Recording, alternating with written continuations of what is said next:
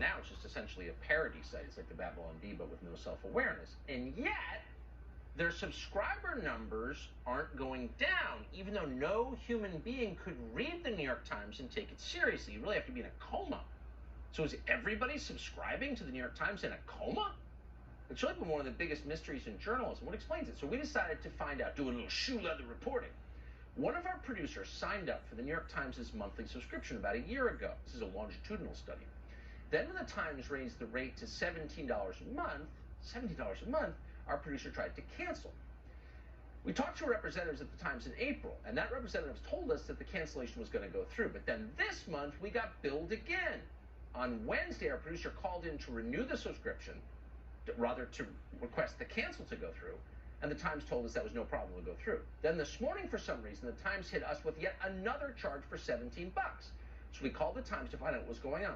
Within minutes, the customer service rep, the New York Times, confessed the company is committing fraud. It's not an overstatement. That's what happened. Listen to her explanation of why our producer was not able to cancel his account. It looks like the first time you tried to cancel this, or at least the first time that one of our advocates tried to cancel it, this was when you wrote into us on chat, and that would have been the 13th of April this year. The reason that it was not canceled, it was rejected in the system due to an in-progress transaction attempt. Now it looks like, again, someone tried to cancel it, and that was on the 11th. They got the exact same system response. The system was still trying to process a transaction. Oh, so the system won't let you cancel your Times subscription even if you don't want it. Our requests were rejected on two separate occasions a month apart. Now, according to the newspaper, the system simply wouldn't allow it either time.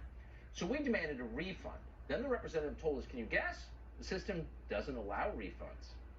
Listen.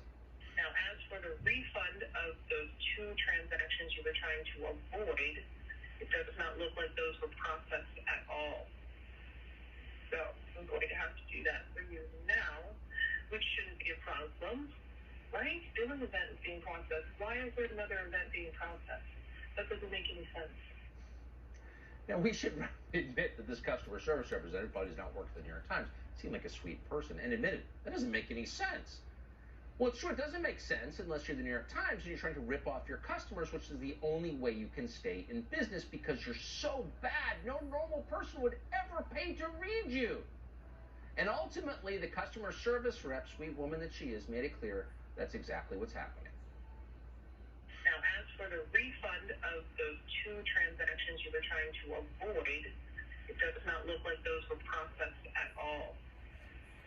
So I'm going to have to do that for you now, which shouldn't be a problem, right? Billing event is being processed. Why is there another event being processed? That doesn't make any sense. This system needs to work. This is not okay. People have definitely been charged after cancellation. Quote. That's what she admitted. Class action lawsuit, anyone? So if you ever